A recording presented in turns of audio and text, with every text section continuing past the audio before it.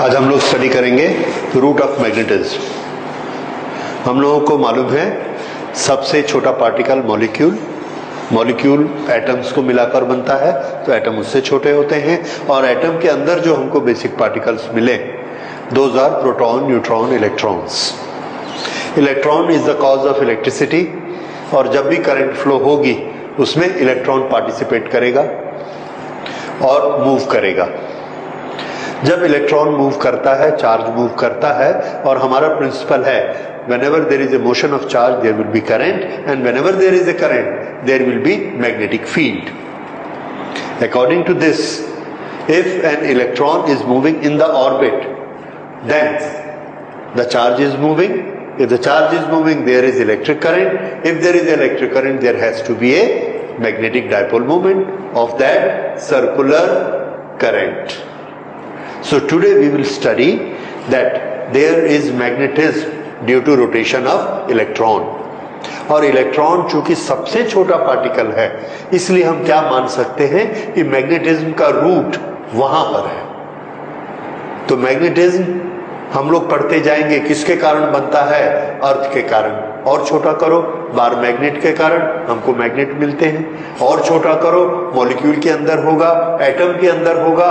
और छोटा करो तो मैग्नेटिज्म कहां मिलेगा हमको, इलेक्ट्रॉन में। That is the root cause.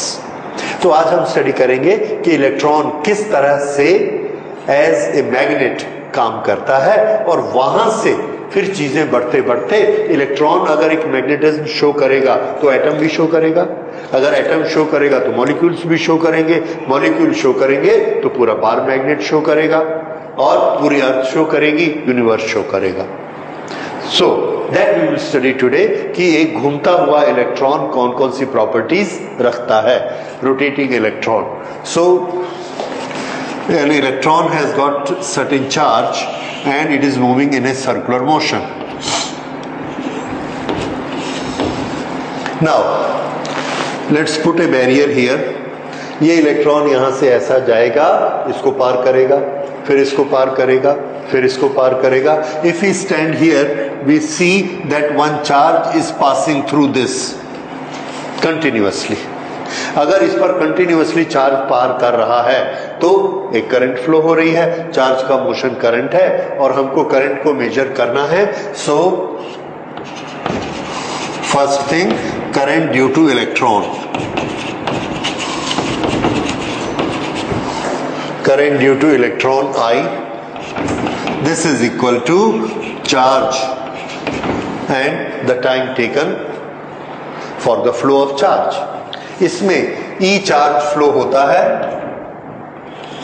और कितनी देर में फ्लो होता है, लेट से यहां से ये चलकर ऐसे आया और इसको टाइम लगा T। तो कितना चार्ज इसमें, कितना टाइम लगा, T।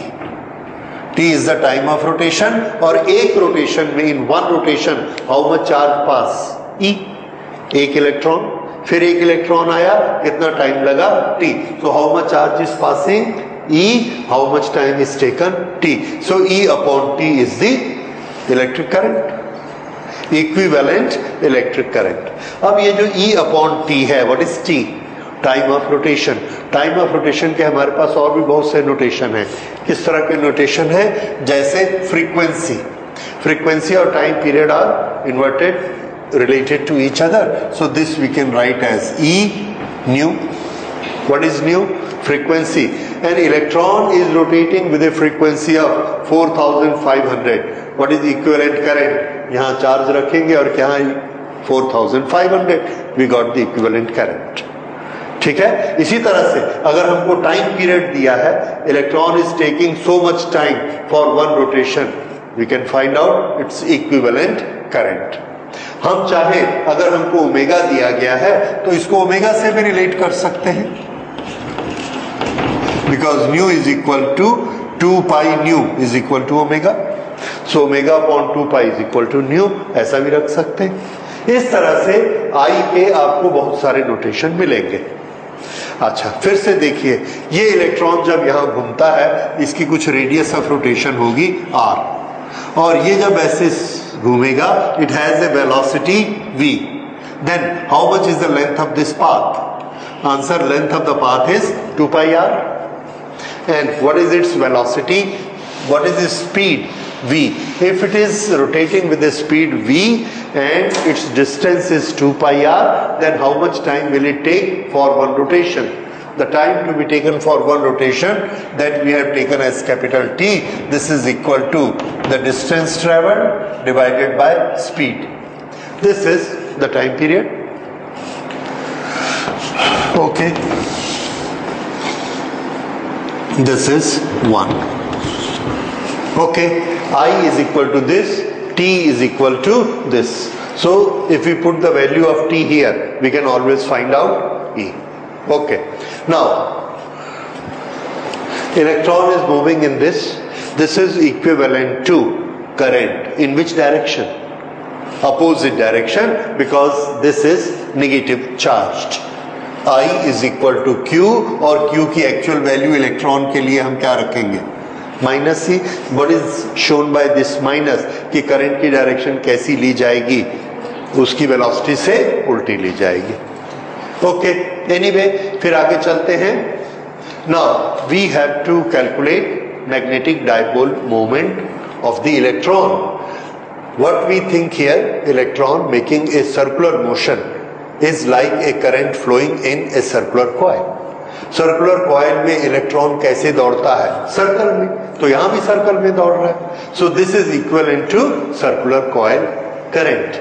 According to that, what is magnetic dipole moment of a circular coil? Magnetic dipole moment of electron, formula क्या है? I into A. सिंपल. याद आया? NIA, number of turns. यहां पर हम एक सर्कल ले रहे हैं, तो 1 I into A. This is equal to I की value E by T for electron, और area pi r square. This is area. Okay. Now फिर से magnetic dipole moment of electron, इसका हमने एक साइन बना लिया, mu. So mu is equal to e pi r square upon T, और T की वैल्यू यहां से रखिए. ठीक है, ये यहां से लाइए. टी की वैल्यू हम क्या रख सकते हैं? 2 pi r upon v. R is cancelled, pi is cancelled, so this is e v r upon 2. Charge on electron, velocity of electron and radius. This gives the magnetic dipole moment. Okay. ये जो magnetic dipole moment है mu, this is equal to, अब हम इसमें एक quantity और introduce करना चाहते हैं. In mechanics, we know any particle which is rotating has a intrinsic property, that is, it is having angular momentum. Any particle having mass moving in a straight line has linear momentum, and the particle moving in a circle has circular, that is angular momentum. और electron भी ऐसे circle में घूम रहा है, so it has angular momentum. What is formula for angular momentum? mv is the formula for linear momentum. r से multiply कर दो. mvr is the formula for angular momentum. याद आया आपको? रोटेशनल मोशन में हमने पढ़ा था एंगुलर मोमेंटम mvr, और मोमेंट ऑफ इनर्शिया के टर्म्स में वो क्या होता है? I into omega. mvr और I ओमेगा, ये दोनों किसको डिनोट करते हैं? Angular momentum. Okay.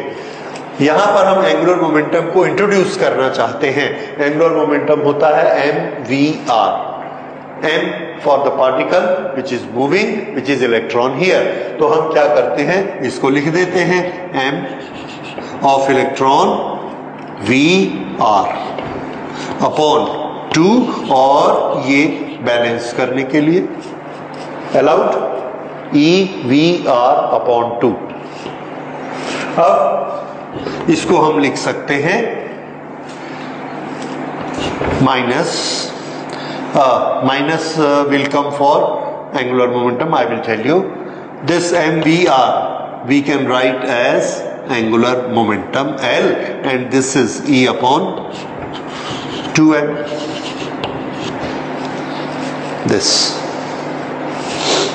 So here magnetic moment, यहाँ पर हमने माइनस नहीं लगाया था, we should have put it. Okay, so this. Now what does this minus shows here? ये कौन सी क्वांटिटी है? Angular momentum. और ये कौन सी क्वांटिटी है? Sorry, this is angular momentum, this is magnetic dipole moment.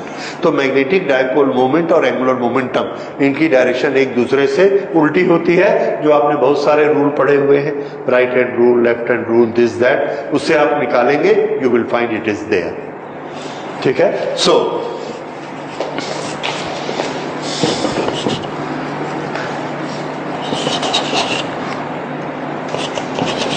ये दोनों वेक्टर क्वांटिटीज हैं, therefore they have direction.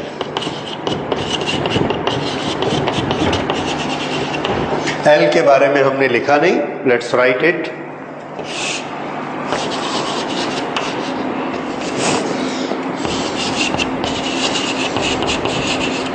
Angular momentum of electron L is equal to mass of electron, speed of electron into radius of the orbit. L is equal to mvr. ये हमने यहां पर इसको use किया। Okay, now we get the quantity mu is equal to E upon 2m into L. फिर से ये क्या है? Angular dipole moment, sorry magnetic dipole moment. देखिए मुझे ही गड़बड़ लग रही है, आपको भी अच्छे से याद करना है। इसके लिए क्या वर्ड याद रखना है? मैग्नेटिक। और इसके लिए क्या याद रखना है? एंगुलर। एंगुलर मोमेंटम, और ये magnetic dipole moment. So don't get confused, दोनों को याद रखिए। This is magnetic quantity, this is mechanical quantity.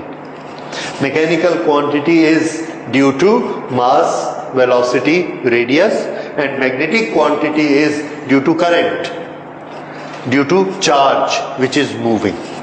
तो ये देखिए, ये रहा चार्ज, ये चार्ज को छोड़कर बाकी क्या है? Angular momentum. और चार्ज जब हमने उसमें मिला दिया तो चार्ज मूव होना शुरू हो गया, मैग्नेटिज्म चालू हो गया। अब हमको क्या मिल गया? Magnetic moment. समझ आया? तो मैग्नेटिक में हमेशा मोशन करता हुआ चार्ज रहेगा, तभी वो मैग्नेटिक है, नहीं तो नहीं है। ओके, अब this is the relation between magnetic dipole moment and angular moment. I will write it here. Magnetic dipole moment mu is equal to E upon 2 mass of electron into L. अब इस L को, अब हम दोनों को पहचानते हैं, इसको यहां ले जाते हैं, mu upon L. इसमें minus is only for saying the direction, otherwise quantity wise it is there. So mu upon L कितना होता है? Mu upon L is equal to E upon 2. What is E? Charge on electron. What is Me? Mass of electron. Both are constants. अगर ये दोनों constant हैं तो mu upon L भी क्या हुआ? Constant. Therefore, mu upon L is a constant. अब ये कांस्टेंट का हमने एक नाम रखा, and this constant is known as gyromagnetic ratio.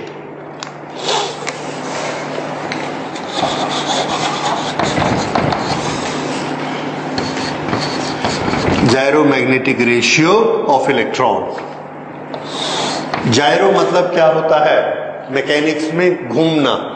घूमने के लिए क्या वर्ड है? जायरो। और मैग्नेटिक, मैग्नेटिक इफेक्ट पैदा करना, इसमें जायरो को कौन रिप्रेजेंट करता है? एल, घूमने का काम।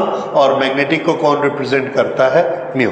Magnetic effect is by mu and rotational effect is by L, so this is gyromagnetic ratio. ये जो जायरोमैग्नेटिक रेशियो है ये कैसा बना? Constant. Gyromagnetic ratio of electron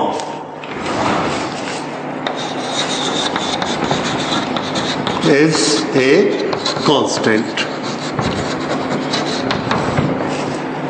और ये कांस्टेंट किसके बराबर होता है? अब आपको याद हो गया, this is half of E upon m, specific charge.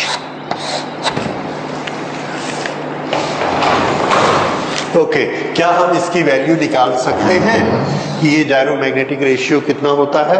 Answer है यस, हमने निकाली। And this comes to a constant, क्योंकि हमको E भी पता है और हमको L भी पता है। अगर हम दोनों की वैल्यू नोट कर लेते हैं, then this gyromagnetic ratio, this comes to be 8.8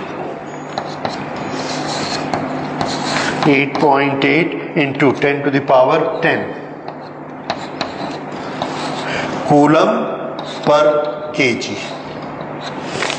coulomb per kg, coulomb पर केजी तो बहुत आसान है। ई का ई क्या है? चार्ज। कूलम, एम क्या है? मास। केजी तो हम इसको नहीं देखते यूनिट के लिए, इसको देख लेते दोनों में से जो इजी होगा। This is easier one, coulomb पर kg. This is unit of gyromagnetic ratio. जब आपके क्वेश्चन पेपर में ये 1 मार्क क्वेश्चन आता है, what is unit of gyromagnetic ratio, तो उस समय स्टूडेंट बहुत कंप्लेन करते, कहां से निकाल के यूनिट पूछ लेते। Now do you find it is difficult? नहीं, अगर आप साथ साथ यूनिट पढ़ते जाएंगे there is absolutely no problem.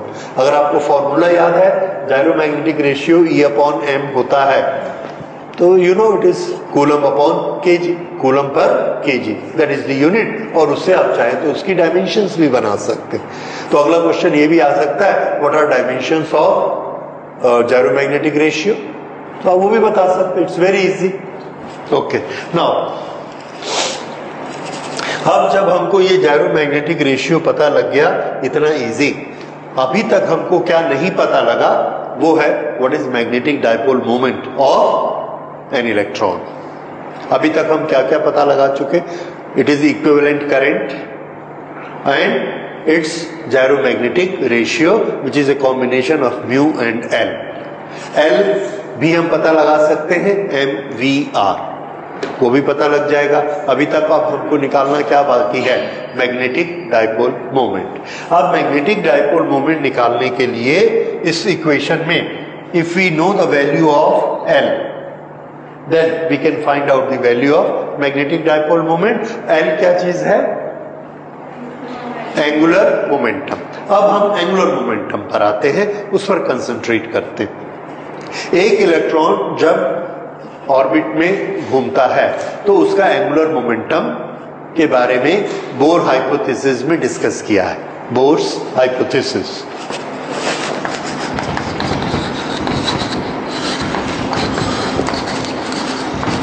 according to Bohr's hypothesis,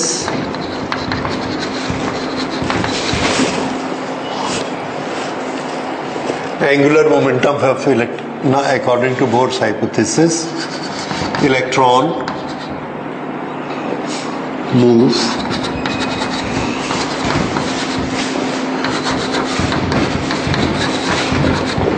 in discrete orbits only।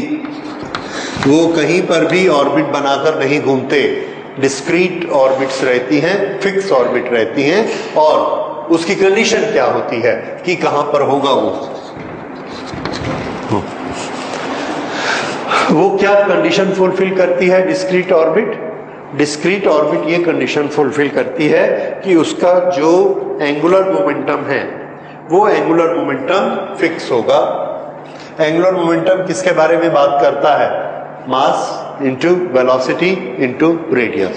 अब मास तो कांस्टेंट है, बाकी दो चीजें क्या बची, वेलोसिटी रेडियस। तो उसका ये कहना था अगर आप वेलोसिटी बढ़ाएंगे रेडियस कम हो जाएगा, वेलोसिटी कम करेंगे रेडियस बढ़ जाएगा। लेकिन ये वाली जो क्वांटिटी है angular momentum which is mvr, this is always equal to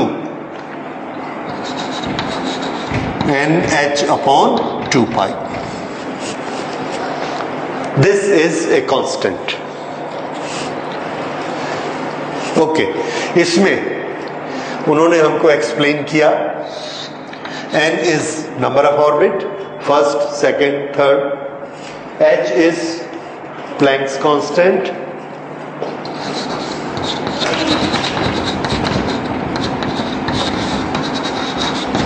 planks constant, और प्लैंक्स कांस्टेंट की वैल्यू बताइए 6.626 into 10 to the power minus कितना होता है 34, this is joule second. Okay, this is Planck's constant.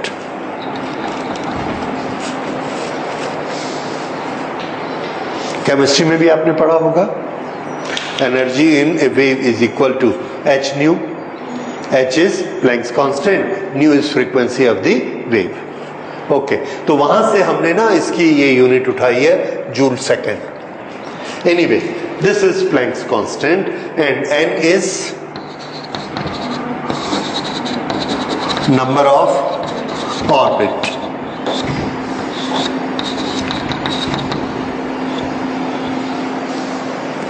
Okay,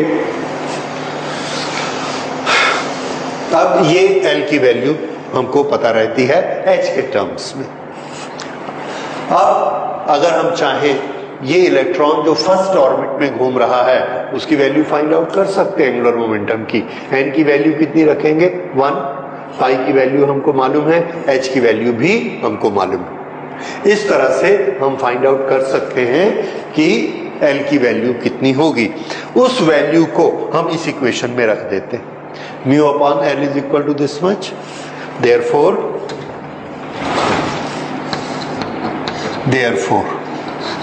mu is equal to L into 8.8 into 10 to the power 10।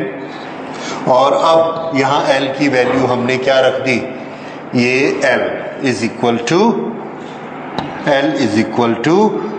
H upon 2 pi, ये, और H की value ये रखेंगे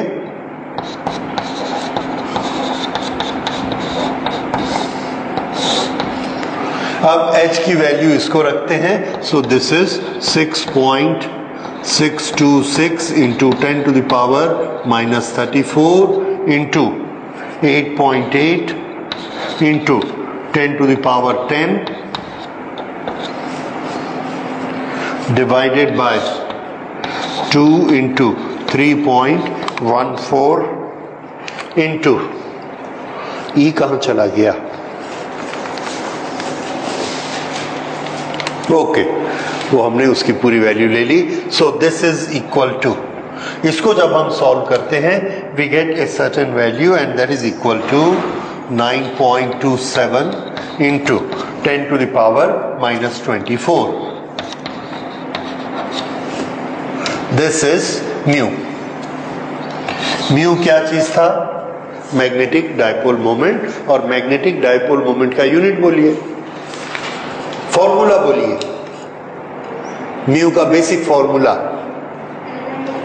yes very good, NIA, n को 1 कर दो, क्या हुआ I इंटू ए, आई का यूनिट क्या होता है एम्पियर, एरिया का मीटर स्क्वायर, तो इसका यूनिट क्या हो गया, दैट्स ऑल। तो याद रखिए फॉर्मूला से आपको यूनिट भी बनती है, so you must remember formulas. So this is ampere meter square. This is value of mu for what? One electron moving in A first orbit. अच्छा, उससे नीचे दूसरा कम रेडियस वाला दूसरा इलेक्ट्रॉन नहीं होता। ये वाली जो मोमेंटम होती है, दिस इज मिनिमम मोमेंटम, क्योंकि बाकी सब इसके ऊपर रहेंगे। तो इसलिए इस म्यू के साथ हम लगा लेते हैं minimum. Okay, so this is mu minimum, इसको याद रखिए। और ये हमने किसकी हेल्प से निकाला? बोर्स फॉर्मूला की हेल्प से निकाला। क्या चीज निकाला? मैग्नेटिक डायपोल मोमेंट निकाला। तो इसका नाम हमने लिखा बोर्स मैग्नेट्रॉन।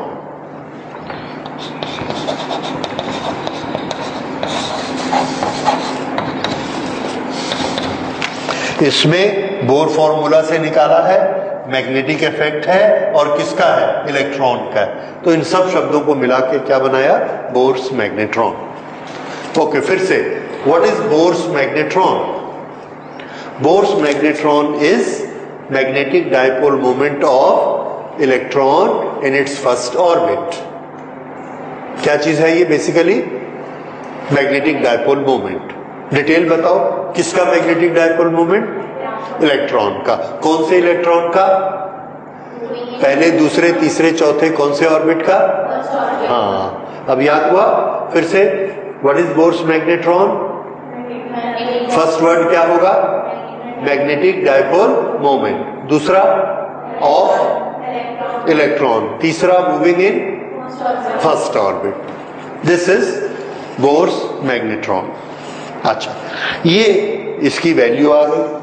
तो ये उसका डायपोल मोमेंट इलेक्ट्रॉन का होता है। तो अब हमको ये पता लगा कि इलेक्ट्रॉन के पास, इलेक्ट्रॉन के घूमने से एक मैग्नेटिक इफेक्ट पैदा होता है और उसका अपना एक मैग्नेटिक डायपोल मोमेंट होता है। उसकी एक स्ट्रेंथ होती है जिसको क्या कहते हैं? Magnetic dipole moment. और वो मैग्नेटिक डायपोल मोमेंट की क्वांटिटी ये होती है, दिस वन, कम से कम इतनी। फिर इसके मल्टीपल होते चले जाएंगे, वन इलेक्ट्रॉन का, दूसरे इलेक्ट्रॉन का, तीसरे इलेक्ट्रॉन का, we will add them up. ऐसे करोड़ों इलेक्ट्रॉन जुड़ जाएंगे तो उसका मैग्नेटिक डायपोल मोमेंट बढ़ जाएगा।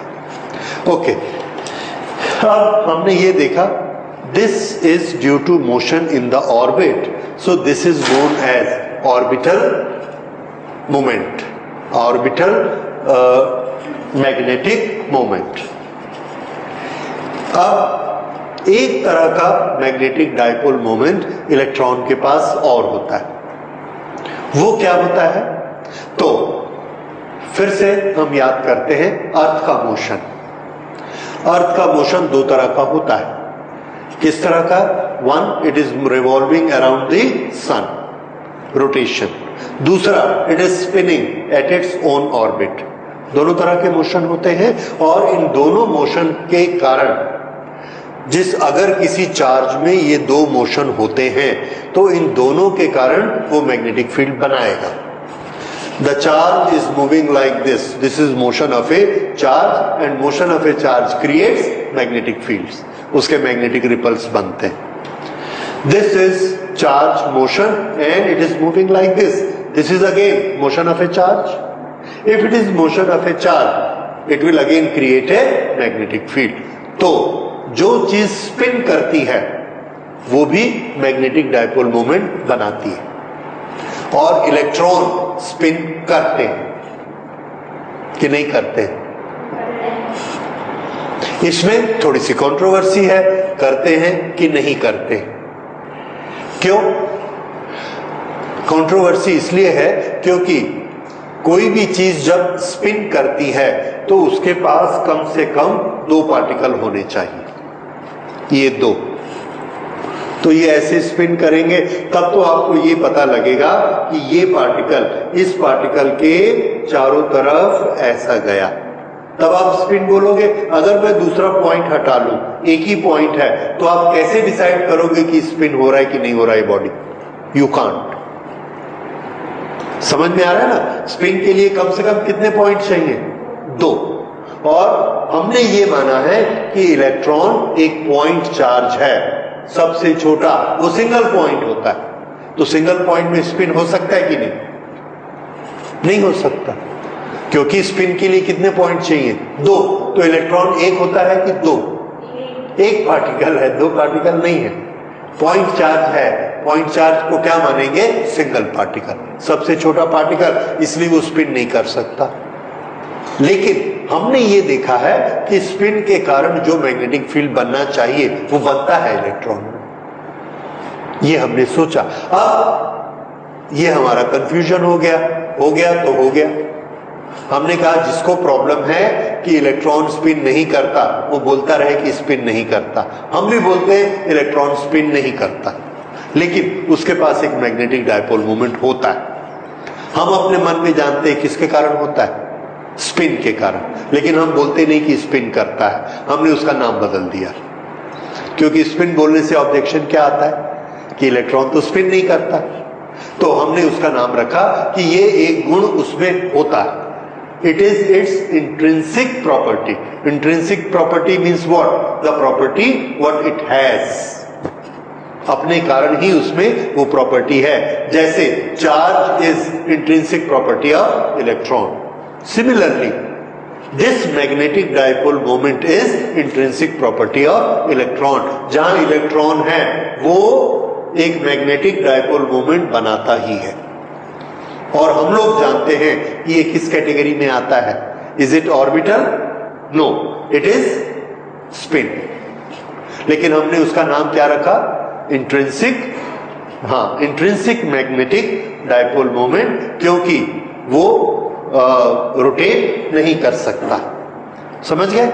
इसलिए अब हमको ये समझ में आया कि 2 तरह के मैग्नेटिक डायपोल मोमेंट इलेक्ट्रॉन के होते हैं। एक मोमेंट कौन सा होगा? Orbital magnetic dipole moment, and other is intrinsic dipole moment. समझ में आ गया? Okay, let's write it. Please do write. There is another type of magnetic dipole moment,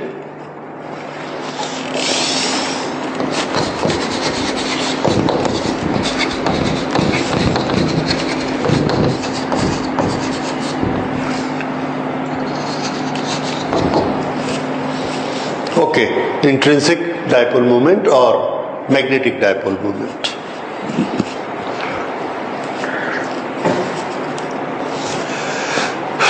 Okay, now we say there is an electron, then what are its intrinsic properties? Number 1, it has got electric charge. Number 2, it has got a magnetic dipole moment, intrinsic magnetic dipole moment, and these are the basic cause of complete electromagnetism. Complete electromagnetism कहां से पैदा होता है? एक electron के charge से और उसके स्पिन से। ऑर्बिटल वाला नेक्स्ट। दूसरा मैग्नेटिज्म कहां से आता है? उसके ऑर्बिट में घूमने से आता है, वो एटम को आ गया। पर अगर हम बोले कि हम ऑर्बिटल एक्शन नहीं चाहते, तब भी इलेक्ट्रॉन के पास एक मैग्नेटिज्म होता है due to its spin. That is known as its intrinsic property. वो इलेक्ट्रॉन में रहती ही रहती। समझ में आ गया? सो दिस इज फंडामेंटल और basic cause of magnetism.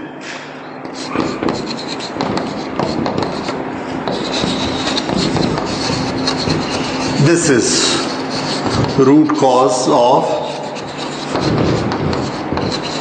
Magnetism. बस हम लोग यहीं तक पढ़ेंगे। उसके बाद इलेक्ट्रॉन का स्पिन कैसा होता है वो आप लोग शायद केमिस्ट्री में पढ़ते हैं, ठीक है? उसको जब हम दूसरे चैप्टर्स में लेंगे तब पढ़ेंगे। मैग्नेटिज्म में हम लोग इतना ही स्टडी करेंगे कि इलेक्ट्रॉन की ये मिनिमम क्वांटिटी होती है, ये उसका इंट्रिंसिक प्रॉपर्टी है। ओके, तो इस तरह से magnetic effect of electric current, इसका जो फंडामेंटल बेसिक्स हैं ये हम लोगों ने आज कंप्लीट कर लिए। अब इसके बाद हमने पढ़ना है मटेरियल मैग्नेट। जो मैग्नेट हम देखते हैं उस मैग्नेट में क्या क्या प्रॉपर्टीज होती हैं। अर्थ इज ए मैग्नेट, उस मैग्नेट के क्या क्या प्रॉपर्टीज होती हैं। So what are the physical quantities we are relating in a bar magnet, in magnetism, its properties, earth magnetism, and the terminology we will use with magnetism. किस तरह के material इस दुनिया में हमको मिलते हैं जो कि मैग्नेटिक इफेक्ट से कैसे कैसे रिएक्ट करते हैं। कॉपर कैसे रिएक्ट करता है, आयरन कैसे रिएक्ट करता है, अर्थ कैसे रिएक्ट करती है, दूसरे स्टार कैसे रिएक्ट करते हैं, एटमॉस्फेयर कैसे रिएक्ट करता है with the magnetic field and with each other. That is material magnetism and that will start from the next topic. इस चैप्टर में जो हमने कुछ चीजें पढ़ी हैं, that we will make a small table physical quantities. पहली फिजिकल क्वांटिटी हमने क्या पढ़ी, permeability of free space mu, and the second physical quantity is magnetic field B, magnetic field.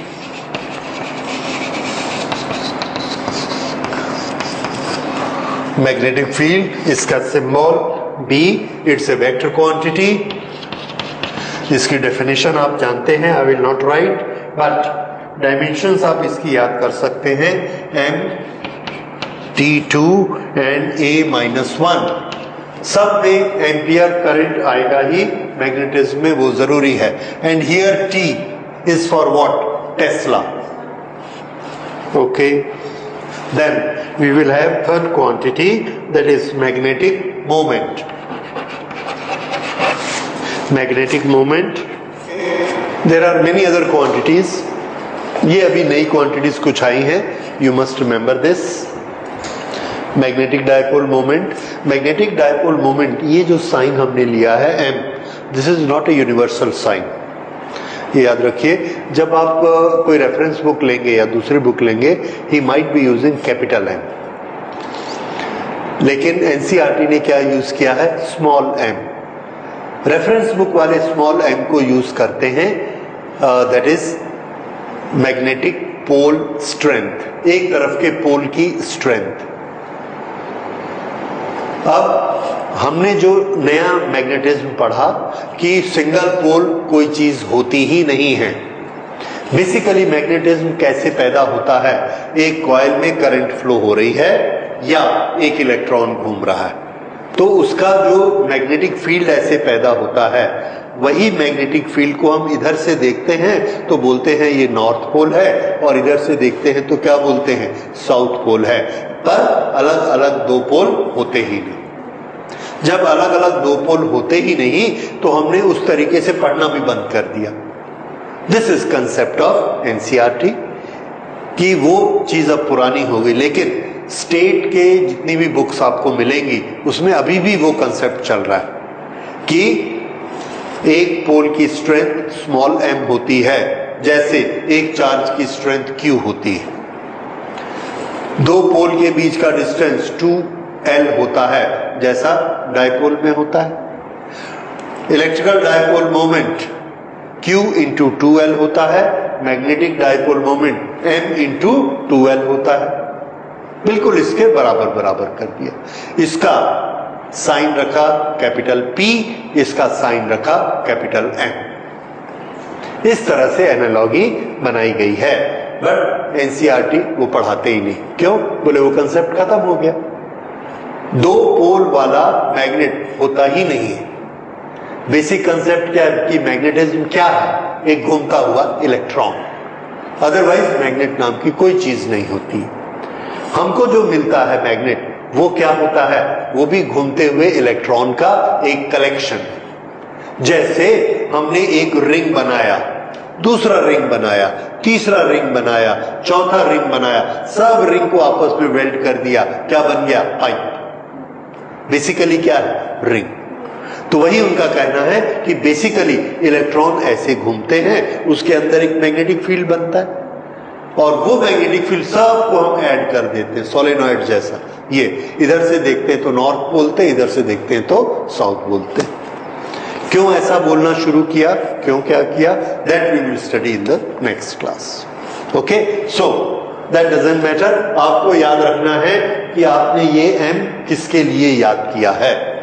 We will go according to NCERT, पर जो दूसरे state वाले बच्चे इसको कर रहे हैं या स्टेट गवर्नमेंट वाले जो हैं, वो याद रखें मैग्नेटिक डायपोल मोमेंट जो उनकी बुक में लिखा है उसको ले लें, कैपिटल M। लेकिन एनसीईआरटी फिर कैपिटल M एक दूसरी चीज के लिए यूज करता है। So you will get thoroughly confused in this कि magnetic dipole moment per unit volume के लिए इन्होंने कैपिटल एम यूज किया है एनसीईआरटी में, और उन्होंने कैपिटल एम किसी और चीज के लिए यूज किया, तो इसमें थोड़ा सा कंफ्यूजन हो जाता है। So one should be very careful, और सबसे अच्छा ये रहेगा कि आप नॉमेनक्लेचर से याद करिए रादर देन सिंबल, ठीक है?